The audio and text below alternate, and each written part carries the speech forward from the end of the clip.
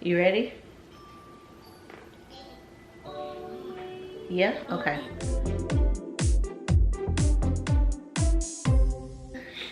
Hi guys, welcome to welcome to House of Cramel. I am back with another video, and today I have a special I have a special guest. This is my son Charles. You want to tell him about yourself? Yeah? Okay. How old are you?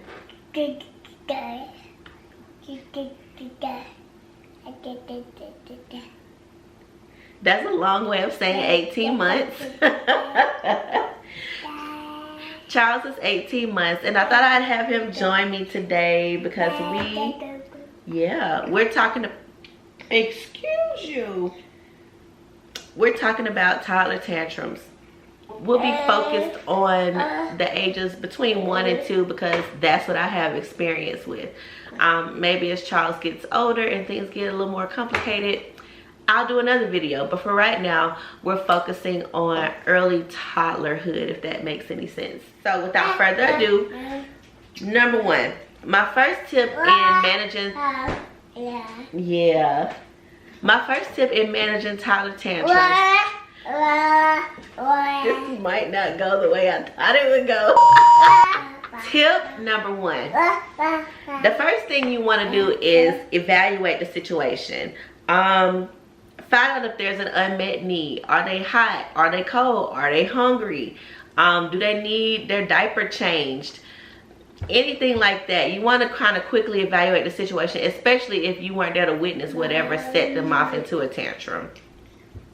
That's number 1. So once you get that out of the way, or if you already know none of those things apply and it's nothing that comes from anything natural or whatever, then you can just move on to these other tips that I'll tell you about.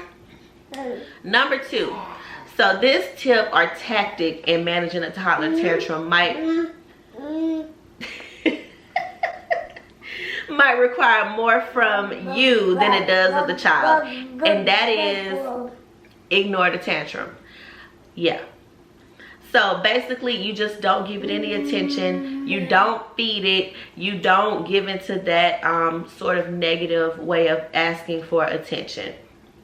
You let them get their frustrations out. If they follow you to try to get you to do something or pick them up or anything like that, you just kind of keep walking away. The idea is to get them to understand that that's not the way to get your attention or get what they want. And it's as simple as that. Although it's not really that simple. It takes some patience and time for you because it can either end as quickly as it started, or it can go on for a while. So it's up to you on whether you want to use this tactic or not. But it is a tactic. So moving on to the next one. Number 3, and I might stop saying numbers because I mean they really don't matter. This is probably one of my favorite. This is probably one of my favorite tactics, and that's distract them. Or move on to something else quickly, which is also a form of distracting them. You're basically making them forget that they were upset if it was that deep. So also you're taking Anyway, you're taking advantage of the fact that toddlers do have short attention spans. Sometimes they remember a lot though. Know that. But anyway, so some things I like to do or try is give my kid his favorite toy or his favorite activity. Oh, a big one that we love to do is sing a song. Charles he usually about every month or 2, he kind of clings to a certain song that he responds to. This month or this time period right now, it's Wheels on the Bus, Go Round and Round, and he will sing it for a long time. Also, like I mentioned, try just moving past to the next activity if you can. Sometimes that works, and just not giving it any attention and moving on to something else. Our bonus tip, bubble machines are light show devices. So if you have a bubble machine at home, and my cousin actually gave me this suggestion. bubble machines somehow magically make the toddler forget that they're angry.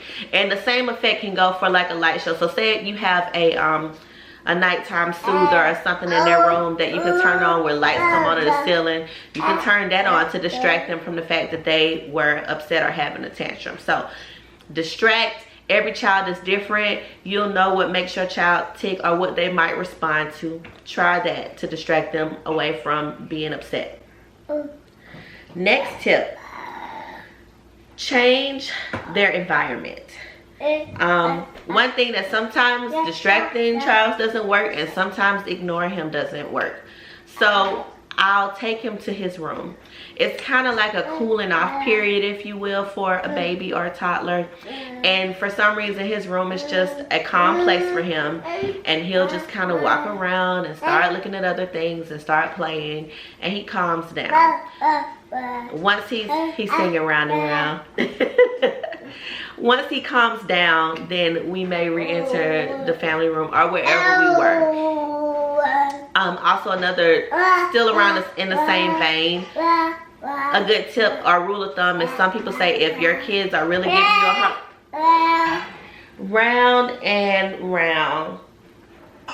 As I was saying, a good rule of thumb is when your child is just really having a hard time, take them outside or put them in water. I'm a big fan of going outside. The fresh air hits them, and it's just, again, a new environment, and they sometimes respond to that and calm down a lot. I don't usually put Charles in water when he's having a tantrum because that takes some extra effort. But if that is something that you'd like to try, go right ahead. I hear that it works for some children. And yeah, if there's an easy way to put them in water, maybe they can splash around in the backyard. Try something along those lines. So change their environment. The next one is, it's obvious but not so obvious, but sometimes you just got to try to get ahead of the tantrum, especially if you're going in public. There are certain things that my husband and I just don't like to go out in public without doing with my son, because we know that it could result into an unpleasant experience for all of us. I don't prefer to go anywhere with him if he has not had a nap. That's a big one for us. That might not be such a big deal for some children, but I know if my child is cranky and sleepy, he can't be held responsible. Well, he can, but he really can't be held responsible for what we might get if we decide to drag him around some store or wherever we decide to go. Also, this goes for I don't necessarily like to let him go hungry. I like to make sure he's fed, even if we're on the road and I know we might be out in the middle of dinner time or lunchtime. I try to bring something so that he doesn't get hungry, because again, that could result in some type of a tantrum. This means different things for different children, but if you know of something that might make your child upset when you're out or even when you're in, just try to create an environment where it won't, you know, cause a tantrum. That's not always possible, but if at all possible, do it. And my last one, and then I'm going to give you some things to remember about toddlers after that, but my last tip is, some people are gonna, this is debatable, but sometimes you gotta give in within reason. I'll give you an example. You just gotta pick your battles. I mean, sometimes fighting the battle is you're just being so cute right now. Yay.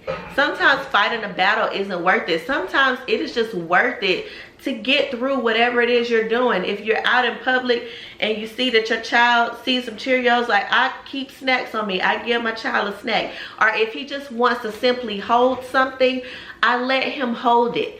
Another example, I have my child home sometimes when I'm working. He used to be here with me every day, but he goes to daycare now some of the days of the week. But I recognize that I can't give him the attention that he needs the entire day, because I'm also trying to split my time with working. But sometimes he comes over to me and wants to be picked up, and he gets upset if I can't.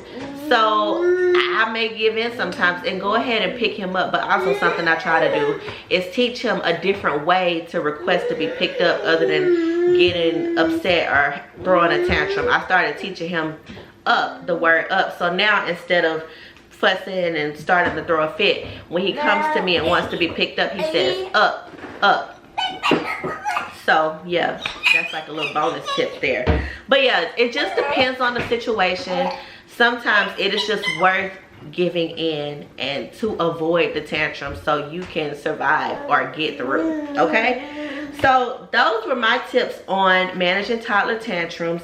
I'll go over them one more time, just in like a bulleted list. Uh-oh. You want your water? I'm in your cup. You about to show out on the camera about tantrums.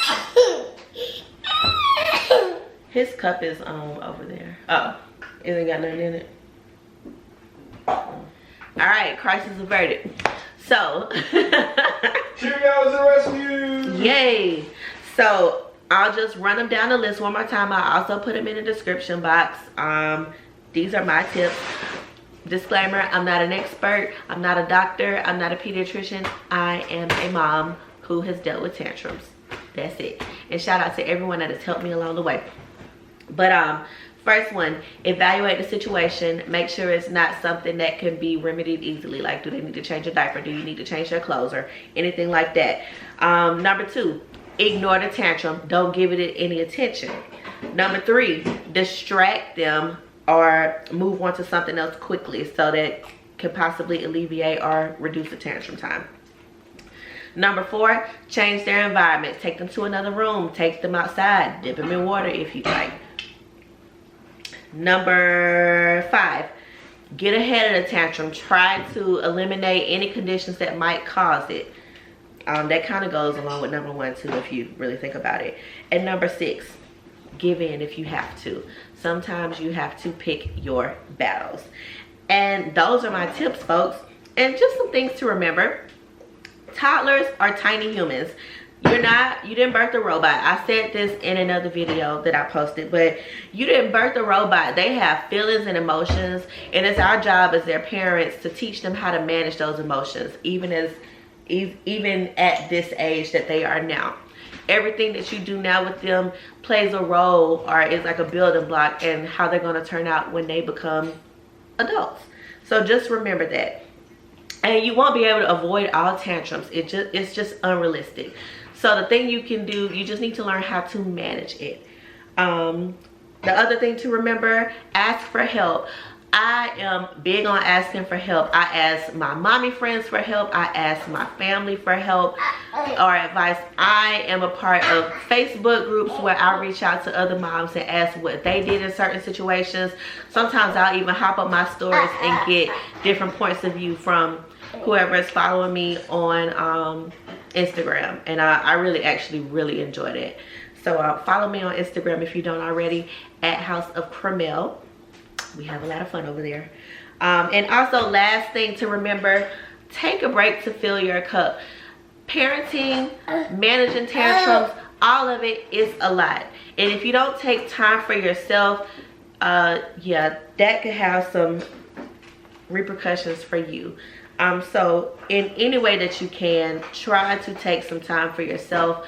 I know that it is always not always possible, and sometimes that's challenging in itself, but it is worth it. It's an investment in you, and when you invest in yourself, you can pour into your little ones and the rest of your family. That is all I have today. I hope these tips were helpful for any new moms, old moms, moms that need a refresher. And if you have some other tips, please feel free to drop them in the comments. I would love to hear from you. Don't forget to like, comment, and subscribe to our channel. We would love, no, we want them to like, comment, and subscribe. Say yes. Come back to see my son and see my husband on some other videos, old videos, new videos. He's over there. I'm teasing him. That's why I said that. I'm trying to be quiet in the studio. Oh, really? Yeah. You want to come say hi? I mean, you know, people don't want to see me. You know what I'm saying? Man, what's up? It's not. It is. Hey. What's up? What's up, Cheerio face? No. Jumbo. You don't want him on my... Anyway, eat your Cheerios. He do be hating sometimes. I can't even but touch come my back, wife. join us. Like I said, like, comment, and subscribe. Share with another mom. And that's it. Thank you guys for tuning in. Bye.